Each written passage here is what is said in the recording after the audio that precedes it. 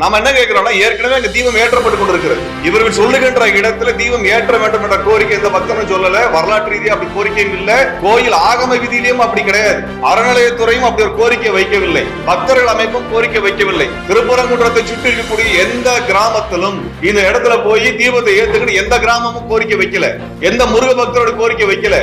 அப்படி இருக்கும்போது இந்து முன்னணி தான் முருக பக்தருக்கு அத்தாரிட்டி அப்படின்னு நீதிமன்றம் எப்படி முடிவு பண்ணுது?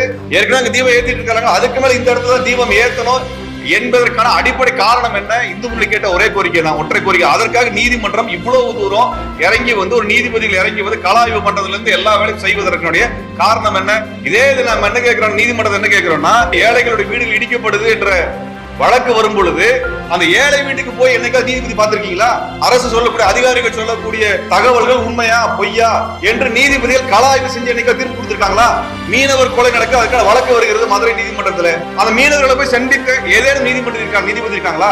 அப்ப இங்க ஒரு இந்து முன்னணிங்கிற ஒரு கலவர கும்பல் கொடுக்கக்கூடிய ஒரு வழக்குக்காக நீதிபதி நேரடியாக போய் கலாய்வு செய்கிறது என்பதை கேள்வி எழுப்புறாங்க.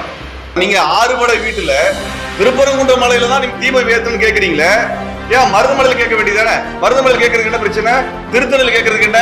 ஏன் அங்கெல்லாம் மேல தர்கா கிடையாது, வேற வழிபாட்டு தலம் கிடையாது, அதனால இந்து முன்னணிக்காரனுக்கு அதுல அக்கறை கிடையாது. ஏன் நீ திருப்பரங்குன்றத்துல இந்த இடத்துல ஏத்தினாதான் உனக்கு வந்து மோட்சம் கிடைக்குது, மருதமலையில ஏத்தினா கிடைக்காதா? திருச்செந்தூர்ல போய் அங்க கட்டினா ஏத்தனை கிடைக்காதா உனக்கு?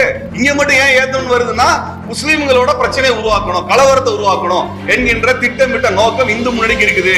சென்ட்ரல் இன்டெலிஜென்ஸ் செக்யூரிட்டி போர்ஸை வந்து ஒரு தொழிற்கூடங்களை பாதுகாக்கக்கூடிய பாதுகாப்பு படையை ஒரு நீதிபதி எப்படி அனுப்ப முடியும்? அந்த அதிகாரம் எங்கிருந்து வருகிறது ஒரு நீதிபதிக்கு?